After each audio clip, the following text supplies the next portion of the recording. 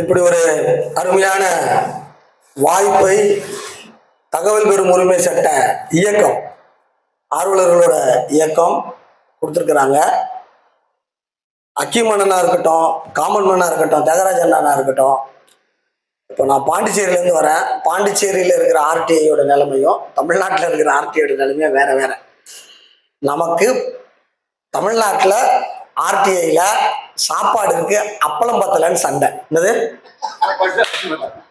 அங்க சாப்பாடே இல்லை. ரைட்டுங்களா? சோறு போட்டிருக்கு, ஆனா தமிழ்நாடு மோசமான தகவல் ஆணையம் அப்படின்னு சொல்லிட்டு இருக்கீங்க. பெங்களூருக்கு போங்க, அங்க பாதி சாப்பாடு தான் இருக்கு, வயிறு ரொம்பல. ரைட்டுங்களா? கம்பேரிட்டிவ் தமிழ்நாடு அருமையா இருக்கு. ரைட்டுங்களா? ஒரு அரசு எந்திரத்துல ஒரு சட்டத்தின்படி ஒரு கான்ஸ்டியூட் பண்ணி ஒரு ஆணையம் உருவாக்கிட்டாங்க. தமிழ்நாட்டில் லோக இதாண்டு ஒரு ஆணையம் உருவாக்கிட்டாங்க. மனித உரிமைன்னு ஒரு ஆணையம் உருவாக்கிட்டாங்க. எல்லாத்துக்குமே ஒரு குவாசி ஜுடிஷியல், ஒரு ஜுடிஷியல் போர்டு இருக்கு, ஆணையம் உருவாக்கிட்டாங்க. அது எப்ப வெற்றிகரமா மாறும் தெரியுங்களா? மக்களோட பங்களிப்பு உள்ள போகும்போது. மக்கள் போய் உள்ள போய் உட்காரணும். இப்ப நான் மல்லு கட்டிட்டு இருக்கேன், வழிகாட்டி மதிப்புல இஷ்டத்துக்கு போட்டுட்டு இருக்கீங்க ஐயா. சட்டத்துல வழிகாட்டி மதிப்புல 15 நாள் மக்கள் கருத்து கேட்கணும். அது மக்கள் கருத்து கேட்கணும். ஆனா மக்களுக்கு பார்ட்டிசிபேஷனே அதுல இல்லை. ஆர்டிஐல எவ்வளவு பார்ட்டிசிபேஷன் இருக்கு மக்கள்கிட்ட. ஆனா அந்த சட்டத்துக்கு, அந்த வழிகாட்டி மதிப்பு, சந்தை மதிப்பு வழிகாட்டிக்கு பார்ட்டிசிபேஷன் இல்லை. ஆக்ட் இருக்கு, சட்டம் இருக்கு. அவங்க சின்னதா விளம்பரம் கொடுக்குறாங்க. நாங்க இந்த ஊர்ல இப்ப வழிகாட்டி மதிப்புலாம் நிர்ணயிக்கிறோம், ஏதாவது பிரச்சனை அப்படின்னா உங்களுக்கு ஏதாவது பாதிக்கப்படுறீங்க, அனாமலிட்டிஸ் இருக்குன்னா மக்களே நீங்க வாங்கன்னு அவன் பேப்பர்ல விளம்பரம் கொடுக்குறான். ஆனா டோட்டல் மீடியா டிஸ்ட்ராக்ஷன்ல மக்கள் இருக்க, அவேர்னஸ் இல்லை. அந்த படி ஒரு நடக்குன்னு தெரியல. நாளைக்கு லேண்ட் அக்விசிஷன் எடுக்க போறாங்க. எடுக்க போற இடத்துல 5000 ரூபாய் மதிப்பு இருக்கு, ஆனா 1000 ரூபாய் தான் போட்டு வச்சிருக்காங்க. நாளைக்கு நஷ்டஈடு மக்களுக்கு கம்மியா கிடைக்கும். உங்களுக்கு புரியல? அதை அவேர் பண்ணல. நாளைக்கு ஒரு ஒப்படை பட்டா வாங்க போறீங்க, அசைன்மெண்ட் பட்டா காசு கட்டி வாங்க போறீங்க. அந்த இடத்துல அவ்வளவு மதிப்பு கிடையாது. ஆனா பணம் கட்டி வாங்க போற பட்டாவுக்கு அன்னைக்கு கைட்லைன் வேல்யூ படி தான் நீங்க பட்டா கட்டி ஆகணும். நாளைக்கு கோர்ட்டுக்கு போக போறீங்க, வழக்கு பண்ண போறீங்க, stamp duty act suit value பண்ணும்போது 3% கட்ட போறீங்க, அன்னைக்கு வழிகாட்டி மதிப்பு பத்தி தான் பார்க்க போறோம். இப்போ வழிகாட்டி மதிப்பு மக்களுக்கு, சாமானியனுக்கு தேவையானது. அது முரண்பாடுகள் இல்லாம இருக்கணும்னு நான் சொல்றேன். முரண்பாடுனா என்னன்னா, ஒரு பெரிய 40 அடி ரோடு இருக்கும், உள்ள ஒரு 10 அடி சந்து இருக்கும். 10 அடி சந்துல இருக்கிறவனுக்கு 1000 ரூபாய் சதுர அடி இருக்கும், 40 அடி ரோட்ல 3000 ரூபாய் இருக்கும். ஆனா 10 அடி சந்துலயும் 3000 ரூபாய் போட்டு வச்சிருப்பான். அதுதான் முரண்பாடு. இந்த முரண்பாடு வேண்டாம், சரியான வேல்யூ போடுறோம்னு சொல்றோம். நாங்க சட்டப்படி நாங்க இத்தனை தேதி அறிவிச்சிட்டோம். உங்க மக்கள் எல்லாம் ஆட்சேபனையில சொல்லிட்டாங்கன்னா அது ஃபைனல் ஆயிடுச்சு அப்படின்றாங்க. அன்னைக்கு போய் இந்த ஆட்சேபனையே சொல்லலை. என்னைக்கு இந்த சொன்ன அன்னைக்கு போய் சொல்லலை. ஒரு சட்டம் போடுறாங்க சார், மக்களோட உணர்ச்சிகரமான பங்களிப்பு உள்ள இல்லை என்றால் அந்த சட்டம் மக்களுக்கானதா இருக்காது. என்னது? அந்த சட்டம் மக்களுக்கானதா இருக்காது. ஆனா தகவல் பெறும் உரிமை சட்டம் உணர்ச்சிகரமான பங்களிப்பை தமிழ்நாட்டுல உருவாக்குனதுக்கு நம்ம அக்கீம் அண்ணனோ, நம்ம காமன் மேனோ, தியாகராஜ அண்ணனோ மிகப்பெரிய காரணம். நான் வேலை செய்யறதை விடுங்க, நான் ஹை லெவல் நாலேஜ் இருக்குல்ல, காஸ்ட்லி நாலேஜ், அதை சும்மா பேக்கெட் பண்ணி சும்மா சாமானியன் கொடுத்துட்டு இருக்கேன். ஆனா நான் காசு வாங்கிக்கிறேன். நான் சோசியல் ஆண்டர்பிரனர், சமூக தொழில் முனைவோர். ரைட்டுங்களா? சொல்ல வருது, அவங்க சமூக சேவகர். ரைட்டுங்களா? என்னை விட ஒரு படி மேல அவங்க 3 பேருமே. அவங்க ஒரு விஷயத்தை ஆர்கனைஸ் பண்ணி ஒரு மாநாடு போடணும். ஒரு மாநாடு போடணும்னு என்ன நினைச்சிட்டு இருக்கீங்க?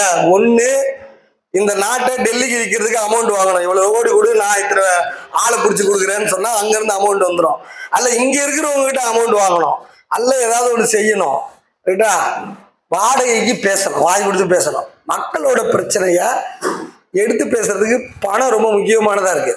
இங்க இப்ப இருக்கிறதுல ஒரு மாநாடு நடத்தினாதான் நாளைக்கு உளவுத்துறை, தகவல் பெறும் உரிமை சட்ட ஆர்வலர்கள் இத்தனை பேர் இந்த இடத்துல கூடி இருக்கிறாங்க. உளவுத்துறை ரிப்போர்ட் போவோம், அரசு அதிகாரிகள் ஒழுங்கா வேலை செய்ய இஷ்யூஸ் வரும், பிரச்சனை வரும்னு அங்க அறிக்கை போகும். எங்க அறிக்கை போகும்? போகும். இங்க எல்லா டிபார்ட்மெண்ட்லயும் கொஞ்சம் வந்து நல்லா கேர்லெஸ்ஸா இருக்காதீங்க, அவேரா இருங்கன்னு அதுக்கு தனியா நோட் போகும்.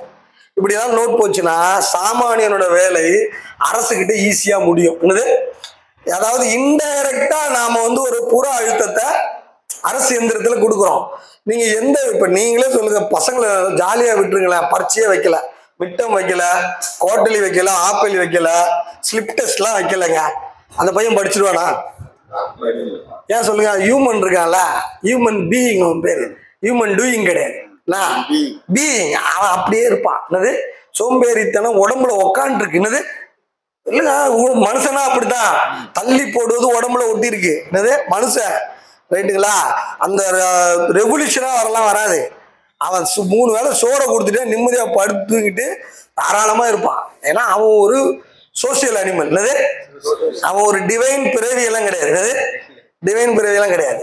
நாம தான் நம்மளோட மூடை ஷிஃப்ட் பண்ணி இப்படி பண்ணா நிர்வாகம் வீணா போயிடுது, இந்த மாதிரி சோம்பேறியா இருக்கக்கூடாது அப்படின்னு நம்மளை ஃபோக்கஸ் பண்ணிக்கிறதுனாலதான் நம்மளால ஏதாவது ஜெயிக்க முடியுது, வேலை செய்ய முடியுது. இப்ப பிரச்சனை என்ன, அரசு அதே போல அரசு அதிகாரிகளும் கம்ஃபோர்ட்ல இருந்துருவான். என்னது, அவன் மனுஷன் தானே, ரைட்டுங்களா? சொல்லுவான், அவன் மனுஷன் தானே.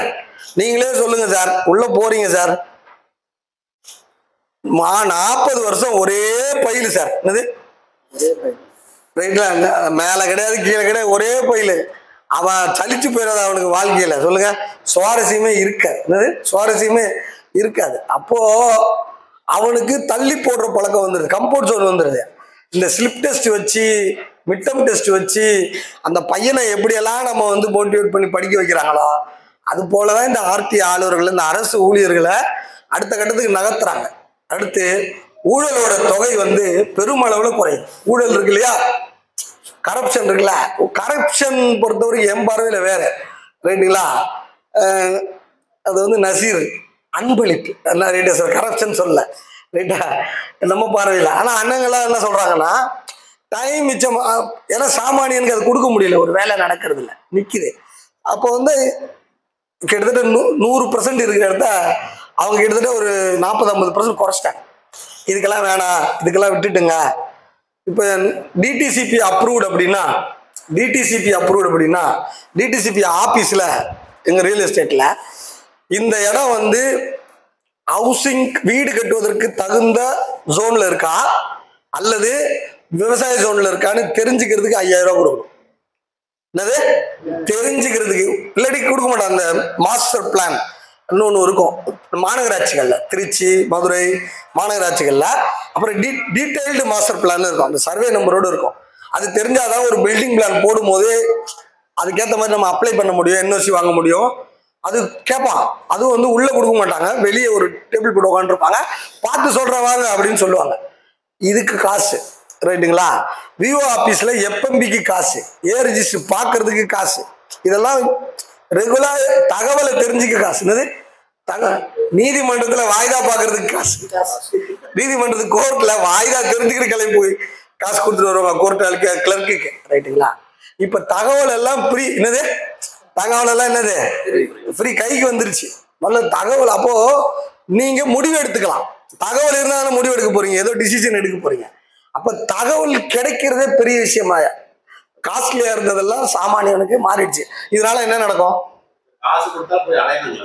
இல்ல அல்ல, நான் அலையணும், நேரமும் கொடுக்கணும். நான் என்ன கேட்கிறேன், இப்ப இதெல்லாம் தகவல் எல்லாம் கிடைக்குது, இந்த தகவல் வச்சா என்ன நடக்கும்? சமூகம் முன்னேறும். என்ன நடக்கும்? சமூகம் கண்டிப்பா முன்னேறுங்க. அதாவது ரைட்டுங்களா, இந்த சமூகத்தை முன்னேற்றுவதற்கு இல்ல, அரசியல் சாசன சட்டப்படி ஒவ்வொருத்தரோட கடமை. என்னது, நம்ம வாழ்ற சமூகத்துல, நாம இருக்கிற வாழ்ற சமூகத்துல நம்ம சமூகத்தை நல்சமூகமாக மாற்றுவதற்கு, அறிவியல் பூர்வமான விஷயங்களை எடுத்து முன்னேற்றி கொண்டு போவதற்கு அரசியல் சாசனம் நமக்கு துணையா இருக்கு. நீங்க ஒவ்வொருத்தரோட அது கடமை, ரைட்டுங்களா? ஆனால் லீடர் இருக்காங்கல்ல, கடமை மக்களுக்கு இருந்தாலும் அதை எடுத்துட்டு போய் முன்னத்தி ஏற நகர்த்தணும்ல. அதுதான் நம்ம அக்கிமன், அதுதான் நம்ம காமன் மேன், நம்ம தியாகராஜன் எல்லாம் அவங்களாம் முன்னத்தி ஏறு லீடர். லீடர் 2 டைப்புங்க. லீடர் ஒன்னு மனிப்புலேட் பண்ணணும், லீடர் இன்ஸ்பயர் பண்ணணும். என்னது, 2 தான் பண்ணி ஆகணும். ஒரு லீடர்ன்றவன் ஒண்ணு மணிப்புலேட் பண்ணணும், உங்களை வேறு ஒண்ணு அப்படியே சொல்லி பூசி மயக்கத்துல அப்படியே கூட்டிட்டு போய் மொத்தமா எடுத்துட்டு போய் வித்துறது, அது ஒரு வகை. ரைட்டுங்களா? இன்னொன்னு உங்களை இன்ஸ்பயர் பண்ணணும். ரைட்டுங்களா? சொல்ற நெல்சன் மண்டேலா போல இன்ஸ்பயர் பண்ணணும், மார்ட்டின் லூதர் கிங் போல, மகாத்மா காந்தி போல, தந்தை பெரியார் போல. ரைட்டுங்களா? இன்ஸ்பயர் பண்ணணும். என்ன பண்ணணும்? இன்ஸ்பயர் பண்ணணும். ரைட்லா? மணிப்புலேட் பண்ணலாம். ரைட்டுங்களா? சொல்றது மணிப்புலேட் பண்ணலாம். இந்த 2 டைப்ல இருக்கிறாங்க. பட் நம்ம தகவல் பெறும் உரிமை சட்டத்துல நான் தமிழ்நாடு 4ஆ பிரிச்சிருக்கேன். தென் தமிழ்நாட்டுல இந்த தென் தமிழ்நாடு 20% ஜிடிபி கான்ட்ரிபியூஷன் பண்ணுது இங்க. ரைட்டுங்களா? சொல்ல வருது. வட தமிழ்நாட்டுல 33%, கிழக்க ஒரு 15%, மேற்க ஒரு 28% இருக்கு. மொத்தமா இந்த தென் தமிழ்நாட்டுல நம்ம காமன் மேன் மாதிரி ஒரு ராமநாட்டுல இருந்து உள்ள இருந்து ஒரு வீட்டுல நான் போய் பார்த்திருக்கேன் அவரை. ரைட்டுங்களா? அங்க இருந்து அவர் ஒரு வேலை பார்க்கறாரு. சமூகத்தை செய்திகளால தகவல்களால நகர்த்துற நம்ம கோவையில இருந்து அண்ணன் வந்திருக்காரு, அக்கிமன் வந்திருக்காரு. தென் தமிழ்நாடு ஆர்டிஐல சிறப்பா இருக்கு. என்ன இருக்கு? ஆர்டிஐல தமிழ்நாட்டு சிறப்பா இருக்கு. தமிழ்நாட்டுல தென் தமிழ்நாடு சிறப்பா இருக்கு. ரைட்டுல சொல்ல வருது. தென் தமிழ்நாடு மொத்த பிற தமிழ் பகுதிகளை நகர்த்துது. என்னது? பிற தமிழ் பகுதிகளை நகர்த்துது. காரணம் இங்க முன்னத்தியர்கள் லீடர்ஸ் இன்ஸ்பயரா வேலை செய்யறாங்க. என்னது? லீடர்ஸ் இன்ஸ்பயரா வேலை செய்யறாங்க. அதுல நாம ஒரு பங்களிப்பான நாங்க இருக்கோம், நானும் இருக்கணும். எனக்கு ஆர்டிஐயோட பலம் எனக்கு தெரியும். ஆர்டிஐயோட பலம் எனக்கு தெரியல. ஆர்டிஐ வித்துக்கிட்டு இருக்கேன். என்னது? ஆர்டிஐ வித்துக்கிட்டு இருக்கேன். ரைட்டுங்களா? நான் சொல்யூஷன் கொடுத்துக்கிட்டு இருக்கேன். என்னது? சொல்யூஷன் நிறைய பேருக்கு கொடுத்துக்கிட்டு இருக்கேன். ஆர்டிஐயோட பலம் எனக்கு தெரியும். அது சிறப்பா இயங்குனா பல பேருக்கு சொல்யூஷன் கிடைக்கும். என்னது? பல பேருக்கு சொல்யூஷன் கிடைக்கும். இப்போ நான் என்னோட டொமைன் நிலம் சார்ந்த சிக்கல்களுக்கு நான் இன்னைக்கு ஒரு ஐபைடு கன்சல்டன்ட் தமிழ்நாட்டில். ஆனா அவங்களுக்கு பிரச்சனையை தீர்க்கறதுக்கு பயன்படுத்துறது முதல்ல தகவல் பெறும் உரிமை சட்டத்தை தான் நான் பயன்படுத்துறேன். அப்ப இந்த சட்டம் மக்களுக்கான சட்டம். இப்போ சில பாண்டிச்சேரியில பயன்படுத்துறேன், ரிசல்ட் வரல. என்ன வரல? சட்டம் மட்டும் பத்தாதுங்க. சட்டம் இல்ல, அது எமோஷனல் கான்ட்ரிபியூஷன். ஒருத்தர் திடீரென்று ஒரு ஆர்டி ஆர்வலர் தாக்கப்பட்டார், 100 பேர் போய் விருதுநகர்ல போராட்டம் நடத்துறாங்க, நல்வினை ஐயாவோட சேர்ந்து போய் போராட்டம், அப்போ உளவுத்துறைக்கு போகுது. ரைட்டுங்களா? இப்போ அந்த ஆர்டிஐ மாநாடு என்பது என்ன? மாநாடு என்பது எமோஷனல் கான்ட்ரிபியூஷன். என்னது? நாமெல்லாம் ஒரு இடத்துல கூடுனா என்ன நடக்கும்? Emotional, the power of association சொல்லுவாங்க. பவர் ஆஃப் அசோசியேஷன் ஒண்ணு. ரைட்டுங்களா? இது மாதிரி மீட்டிங் நடக்குது இல்லையா? இந்த மாதிரி மீட்டிங்ல எல்லாம் உள்ள பெய்டு ஆள் உள்ள உட்காந்து இருப்பாங்க, தெரியாது, நோட்ஸ் எடுத்துட்டு போவாங்க. என்னது? அங்க இருந்து அனுப்பி விடுவாங்க. நம்ம அண்ணன்கள் யாராவது ஒருத்தர் இருக்கலாம், தெரியாது, இங்க என்ன பேசுறாங்க எடுத்துட்டு போய் சப்மிட் பண்ணுவாங்க. அது அவங்களுக்கு அசைன்மெண்டாவே இருக்கும். என்னது? இந்தந்த வகுப்புல என்ன நடத்துறாங்க அப்படின்னு அவங்க எங்க வேணா கொடுக்கலாம், தகவலை எங்க வேணா கொடுக்கலாம். ஆக இங்க நாம கூடுற இந்த எமோஷனல் கான்ட்ரிபியூஷன், இவ்வளவு பேரு சொந்தமா பணத்தை போட்டு அவங்க இங்க பயிற்சி நடத்தி இந்த ஃபண்டை ரைஸ் பண்றாங்க அப்படின்றது தெரியாமலாம் போகாது, அதெல்லாம் தெரியும், போகும். ஆக நான் புரிஞ்சுக்க வேண்டியது ஒரே ஒரு விஷயம்தான், ஆர்டிஐ மாநாடு, ஆர்டிஐ ஆர்வலர்கள், ஆர்டிஐ சட்டம், இந்த மாநாடு என்பது எமோஷனல் கான்ட்ரிபியூஷன்.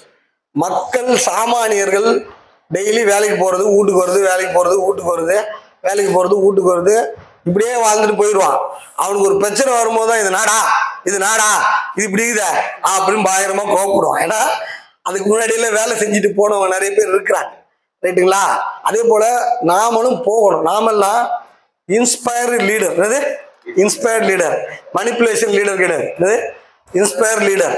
இங்க நீங்க உங்களோட நேரத்தை செலவு பண்ணி, உங்களுடைய சேமிப்பு பணத்தை செலவு பண்ணி, ரைட்டுங்களா, இங்க ஒரு எமோஷனல் கான்ட்ரிபியூஷன் உருவாக்கிருக்கீங்க. என்னது?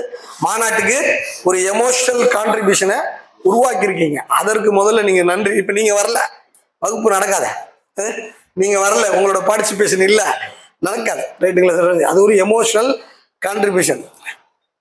என்ன ஆர்டிஐல கொஞ்சம் சட்டம் தானே இருக்கு, இதுக்கேனா இவ்வளவு காசு? யூடியூப்ல கமெண்டா வருது எனக்கு. நான் கேட்கறேன், யோ என்ன அவனுக்கு புரியல. என்னது? அவனுக்கு புரியல இது என்ன எங்க போகுது. பணம் வருது, எங்க போகுது? அதான் முக்கியம். என்னது? பணம் வருது, நீங்க பணம் கட்டுறீங்க, வரி எங்க போகுது? ரைட்டுங்களா? அது எங்க மறுபடியும் நமக்கே வரணும். அது நமக்கே வரணும். நமக்கே வருதா, சமூகத்துக்கு நகர்தானா, அது ரைட் இன்வெஸ்ட்மெண்ட். அது என்னோட பார்வையில இது ரைட் இன்வெஸ்ட்மெண்ட். அப்போ நீங்க பணம் செலுத்தியதற்கு வந்து நேரத்தை கொடுப்பதற்கு, இந்த ஆர்டிஐ சட்டம் தமிழகம் முழுக்க போவதற்கு நீங்கள் செய்திருப்பது எமோஷனல் கான்ட்ரிபியூஷன். இந்த சட்டம் இருக்கிறது, சட்டம் உயிரற்றதுங்க. சட்டம் என்பது ஒரு டிராஃப்ட், ரைட்டுங்களா? மக்களோட எமோஷனல் கான்ட்ரிபியூஷன் அந்த சட்டத்துக்குள்ள போகும்பொழுது மட்டும்தான் அது வேலை செய்யும். நிறைய பேருக்கு தெரியல, ரைட்டுங்களா?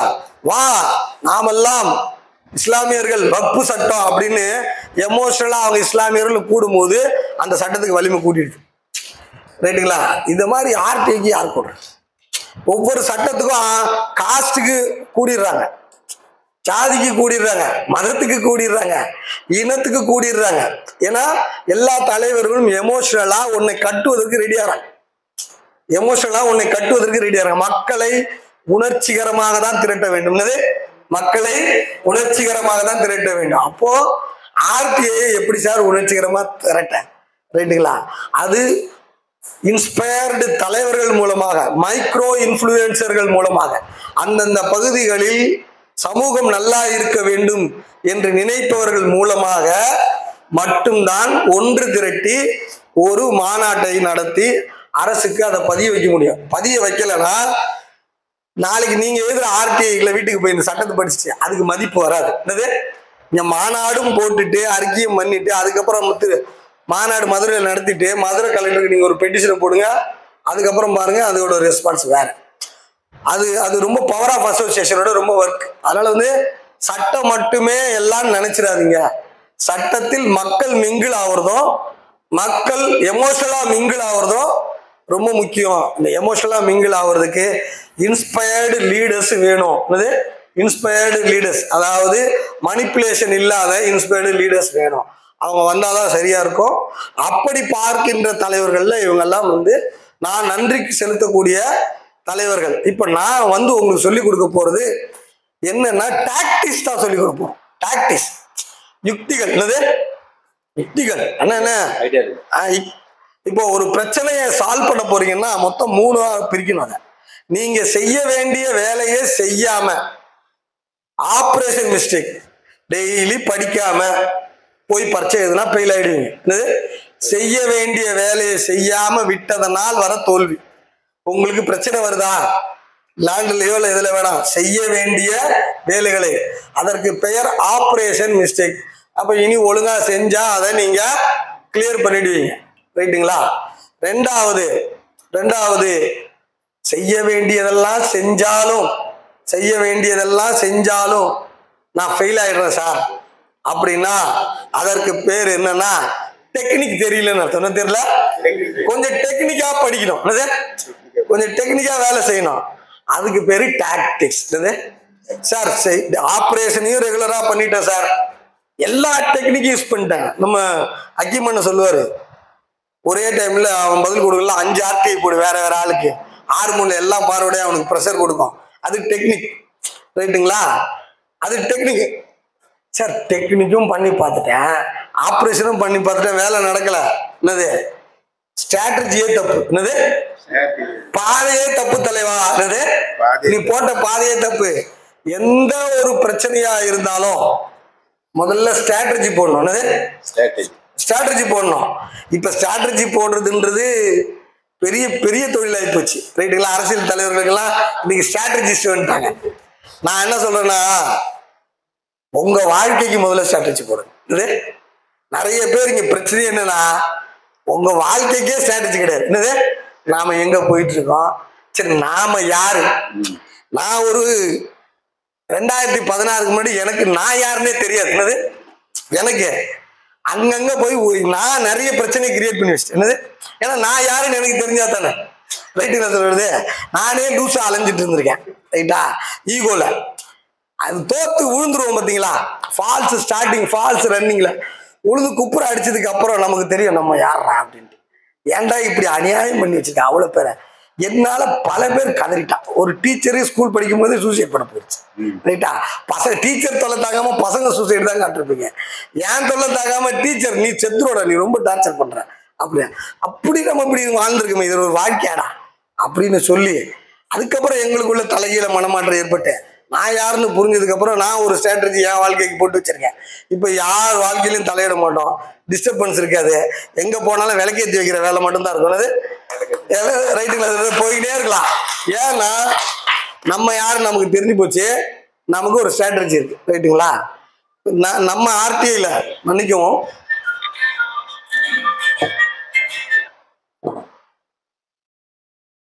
இங்க சிக்னல் இருக்காதுன்னு நினைச்சா வந்துருதுன்னா ஃபிளைட் மோட் போட்டுருவோம். அதாவது எல்லா உங்களோட தனிப்பட்ட நில சிக்கல் அப்படின்னா முதல்ல உங்களை நீங்க தெரிஞ்சுக்கிட்டு அதுல இறங்குங்க. என்னது, இது ஒரு டெக்னிக் தான்.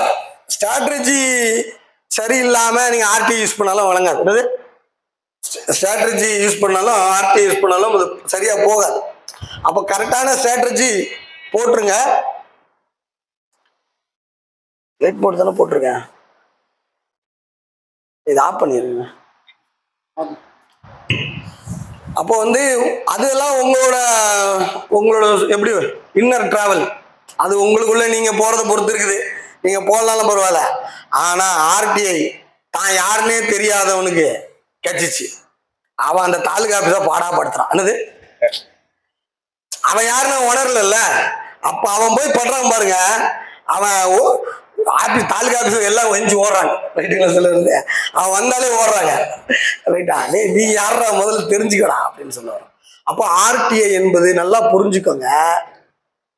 ஆர்டிஐ ஒரு கருவி, யார் கையில இருக்கோ அதற்கேற்ற மாதிரி அது வேலை செய்யுது. யார் கையில் இருக்கோ அதுக்கேற்ற மாதிரி அது வேலை செய்யுது. அப்ப ஆர்டிஐ ஒன்லி டூல், அது ஒரு பாத்திரம்.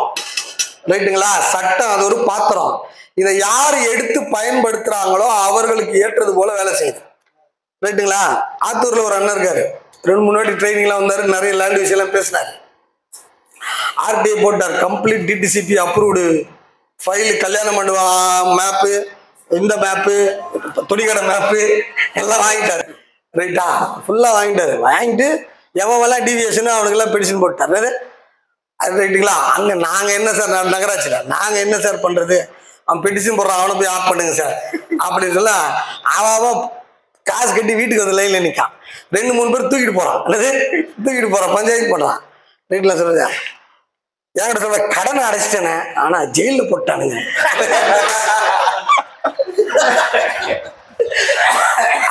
ஆர்டிஐ எப்படி வேணா வேலை செய்ய, அதான் சொல்ல வர, யார் கையில இருக்கோன்னு.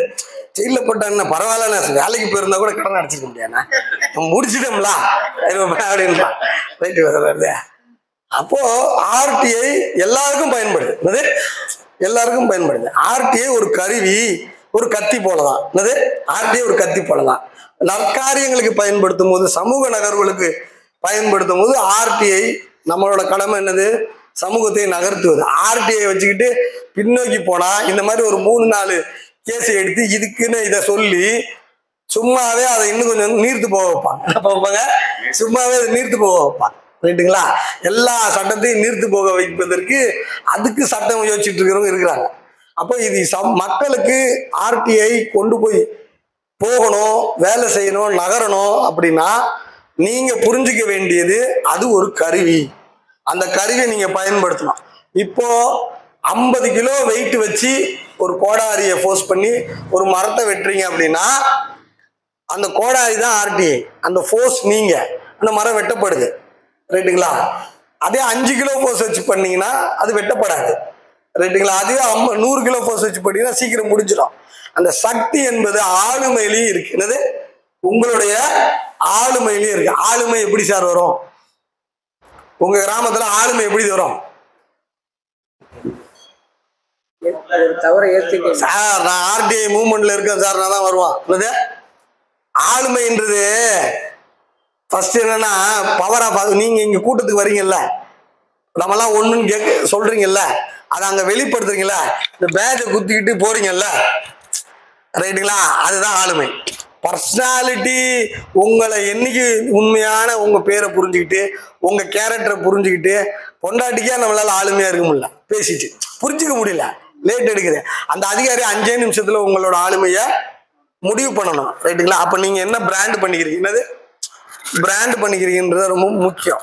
எங்க பள்ளிக்கரணையில ஒரு 10 ஆண்டு 15 ஆண்டுகள் 20 ஆண்டுகளுக்கு முன்னாடி பாத்தீங்கன்னா பள்ளிக்கரணை காவல் நிலையத்துக்கு ஏத்தாப்புல ஒரு டைலர் வச்சிருக்காரு, ஒரு திராவிடர் கழகத்துக்காரு, மூதேவி தையலகம்னு வச்சிருந்தாரு. என்னது வச்சிருந்தாருங்க, ரைட்டா? விபச்சாரம், அது லஞ்சம் வாங்குவது, விபச்சாரம் செய்வது, தந்தை பெரியார்னு ஒரு பேட்ச் ஒன்று அந்த காலத்துல இருந்து சும்மா ஸ்கூல் லீடர் பேட்ச் எல்லாம் அடிச்சிருப்பாங்கல்ல, அந்த கண்டென்ட் அடிச்சுக்கிட்டு நேரா போய் தேங்காய்க்கு பிள்ளையார் ஓடிக்கும் போராட்டம்னு வச்சிருக்காரு. ஆமா, அந்த டைம்ல வச்சு நோட்டீஸ் கொடுத்துட்டு அந்த ஸ்டேஷன்ல பழகிட்டாருங்க, போயிட்டாரு.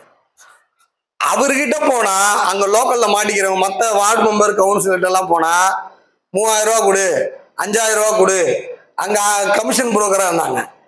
இவர்கிட்ட போனா 10 காசு இல்லாம வந்துடலாம். போலீஸ் தெரிக்க ஓடுறான், தெரிக்க ஓடுறான். ஏன்னா பிராண்ட், என்னது அந்த இன்ஸ்பெக்டர் சொல்ற, இவரை பார்த்தா எனக்கு ஏழ்றைய பாக்குற மாதிரி இருக்கு, சனீஸ்வர அந்த இன்ஸ்பெக்டர் சொல்ற, ரைட்டுங்களா சொல்றது? அவன் வரும்போதே எனக்கு எப்படிதான் தெரியுது சார் அப்படின்றான். அப்போ இது ஒரு பிராண்ட், என்னது ஃப்ரீ ஆஃப் காஸ்ட்ல அனுப்புறான், ஒரு பிராண்டு. அப்போ இது உங்களுக்கு brand. Power of association, RTI movement, RTI இயக்கத்துல இருக்கேன், ஆர்டிஐ ஆர்வலரா இருக்கேன்.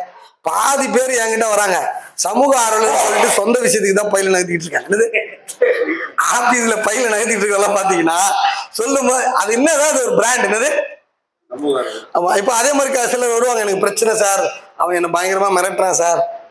அப்படி அவனை மிரட்டுறானா? சரி, இந்த குளோபல் லா ஃபவுண்டேஷன்ல ஒரு அண்ணன் இருக்காரு, அவரை கூப்பிட்டு ஒரு மீட்டிங் போட்டுரு, தூரங்குறிச்சியில நீ மீட்டிங் போட்டு அதுல ஒரு மாவட்ட பொறுப்பு வாங்கிடு, போஸ்டர் அடிச்சு அந்த ஊர் ஃபுல்லா ஒட்டிடு, உனக்கு அந்த ப்ரொடக்ஷன் கிடைச்சிடும், நீ ஒரு வேலையை செய்யற அப்படின்ட்டு. இப்படி 10 ரூபாய் இயக்கத்துல காஞ்சிபுரத்துல நீ சேர்ந்துரு, அங்க ஒரு கிளையை ஏத்திரு, அவரை கூட்டிட்டு வந்து மீட்டிங் போட்டுரு, உனக்கு பிரச்சனை தீர்ந்துடும். இப்படி செஞ்சு வேலை மீட்டிங் நடந்திருக்கு, அதை சரி பண்ண பிராண்டு. அப்போ நீங்க புரிஞ்சுக்கணும், சிக்கல் தீரணும்னா உங்க ஆளுமையிலேயே இருக்கிறது. 6-1 போட்டுட்டீங்க, மனு 30 நாள் ஆகுது, வீட்லயே உட்காந்துட்டு சண்டை போடாதீங்க, ஆபீஸுக்கு கொஞ்சம் பந்தாவா போங்கன்ற. என்ன சார் ஆச்சு? நான் ஒரு 6-1 கொடுத்தனே, ரியலான காரணம் கூட இருக்கும், சும்மா பெண்டிங் போட்டு வச்சிருப்பான், மறந்துருப்பான், செய்யணும்னு நினைச்சு விட்டுருப்பான், கையில கொடுத்து விட்டுருவான். என்னது கையோட கொடுத்து விட்டுருவான், அந்த வெறும் அந்த தொடர்புல மட்டும் இல்லாம. அதெல்லாம் ஆளுமை. எதெல்லாம் ஆளுமை? அது எல்லாமே ஆளுமை. சார் 30 நாளா எனக்கு போன் பண்ணுவாங்க, ஆர்டி போட்டு 30 நாள் ஆச்சு சார். சரி, இன்னொரு 1 வாரம் பொறுங்க சார். சார் எவ்வளவு பொறுங்க, நீங்க அப்பீல் ரெடி பண்ணி கொடுங்க சார். தாலுகா ஆஃபீஸ் எவ்வளவு தூரத்துல பாருக்கு? தாலுகா ஆஃபீஸ் 7 கிலோமீட்டர்ல இருக்கு. டெய்லி பஜாருக்கு போறல, ஒரு வாட்டி போயிட்டு அவன்கிட்ட பேசிட்டு வந்துடுறேன்னா, சார் தகவல் கைக்கு வந்துருச்சு சார், போனா வாங்கிட்டேன் சார். அது வந்து ஆளுமை. ரெடியா தான் வச்சிருப்பான், தபால் போடாம வச்சிருப்பான், தப்பா தபால் அனுப்பியிருப்பான். என்னது தப்பா தபால் அனுப்பியிருக்கான், மாத்தி அனுப்பியிருக்கான், அந்த நடந்திருக்கு, திரும்பி வந்திருக்கோம், ரிட்டர்ன் வந்திருக்கோம், அதெல்லாம் நடக்குது. இதெல்லாம் ஆளுமையில இருக்கிற வித்தியாசம், ரைட்டா? அப்ப நல்லா நீங்க புரிஞ்சுக்கோங்க. நீங்க சண்டை ஆளுமைன்றது நீங்க என்ன பனிசை விடப்ப போறீங்க? அதுதான் தன்னை யாருன்னு உணராதவங்க போவாதீங்கன்ற. என்ன தன்னை யாருன்னு உணராதவங்க போவாதீங்க. நீங்க யாருன்னு உங்களை உணரல, அததான் சார் நீங்க உணருங்கன்ற. நீங்க போய் பிரச்சனை பண்ண போறீங்க. அண்ணே நான் ஒரு ஆர்டிஐ போட்டேன், இந்த ஆர்டிஐ வந்து ஆச்சு, இதுக்கு பதில் கொடுக்குறீங்களா, நான் மறுபடியும் அப்பீல் போடணுமா, இல்ல ரெடி பண்ணி வச்சிருக்கீங்களா அப்படின்னு கேட்கறதுல என்ன இருக்கு? அதுதான் சொல்ல வராரு, சண்டை போட போக கூடாது. இல்ல நான் பேசுறது பர்சனாலிட்டி. நீங்க சண்டை போட போறீங்களா, அதுக்கு ரெடியா போடுங்கன்ற. அது வேற. அது போட்டா கம்ப்ளைண்ட் கொடுக்க சொல்லுங்க, அதை அடுத்து ரைட்ல சொல்லு. நான் சாப்பிட்டா சொல்லல அதை, ரைட்டா? நான் உங்களுக்கு ஒரு தம்பி இருக்கிறான், நீங்க சொல்ற மாதிரி ரைட்ல சொல்லு. மொத்த தாலுகா ஆபீஸும் ஓடுது சூளகிரியில, அவனை பார்த்தான். சூளகிரி மொத்த தாலுகா ஆபீஸும் அவனை பார்த்து ஓடுது, கிருஷ்ணகிரி மாவட்டம் சூளகிரியில, ரைட்டுங்களா சொல்ல வர்றது. ஆக ஒரு பிரச்சனைய ஸ்ட்ராட்டஜியா போடும்பொழுது பிரச்சனை, லீகல் ப்ரொசீடிங்ஸ்ல இருக்கிற ப்ராப்ளம்ஸ், அடுத்து நீங்க யாரு, சட்டம் கரெக்டா இருக்கும், பேப்பர் கரெக்டா, மனு கரெக்டா இருக்கும், உங்க வார்த்தை பொன்முடி மாதிரி இருக்கும். அமைச்சர் பொன்முடி மாதிரி இருக்கும். நான் திடீர்னு ஒரு நாள் தூக்கிட்டு போயிடுவாங்க. நாக்கு ரொம்ப முக்கியம் இல்ல, அதனால நீங்க யாரு ரைட்டுங்களா? இது தெரிஞ்சா மட்டும்தான் அந்த பாதை ஸ்மூத்தா இருக்கும் ஸ்ட்ராட்டஜி. அப்போ உங்களை நீங்க நல்லா தெரிஞ்சுக்கிறது எப்படி சார் நடக்கும்? அது உங்களுக்குள்ள வலி வந்து வேதனை வந்து வரும், அல்லது சில இயல்பா வரும், மூத்தவர்கள் வழிகாட்டுவாங்க, எல்லாம் வரும்போது சரியா வந்துடும், பயன்படும் போது வந்துடும். ஆக உங்க personality is the personal reality. என்னது? உங்க பர்சனாலிட்டி உங்களை சுத்தி இருக்கிற ரியாலிட்டி. ரியாலிட்டினா என்னன்னா உங்க சூழல், ரைட்டுங்களா? எனக்கு இந்த தாலிகால இதுதான்பா சூழல் அப்படின்னா அது உங்க பர்சனாலிட்டி தான், அந்த பர்சனல் ரியாலிட்டியா மாறுது. என்னது? உங்க ரைட்டா? எனக்கு அந்த இடம் எங்க போனாலும் கரகரன்னு இருக்கு, என்னை பார்த்தா ஏழ்றையா தெரியுது அப்படின்னு அவர் சொல்றாருன்னா அவரு பர்சனாலிட்டி, அவரை சுத்தி அவருக்கு பர்சனல் ரியாலிட்டி. அப்ப நீங்க அதை புரிஞ்சுக்கிட்டு பேனா எடுக்கும் போது இன்ஸ்பயர்டு பர்சனாலிட்டியா எடுங்க. என்ன எடுங்க? ஃபர்ஸ்ட் ஸ்ட்ராட்டஜி உள்ள இருந்து ஆரம்பிக்குது, வெளியில இருந்து இல்ல. என்னது? ஃபர்ஸ்ட் எந்த பிரச்சனையும் தீர்க்கிறதுக்கான ஃபர்ஸ்ட் ஸ்ட்ராட்டஜி எங்க இருக்கு? உள்ள இருந்து ஆரம்பிக்குது. Personal reality. என்னது? பர்சனல் ரியாலிட்டி உள்ள இருந்து ஆரம்பிக்குது. அது மட்டும் தான், அது தெரிஞ்சுக்கிட்டா போதுமானது. நேரம் நம்ம நிலம் சார்ந்த சப்ஜெக்டுக்குள்ள போயிடலாம். இப்போ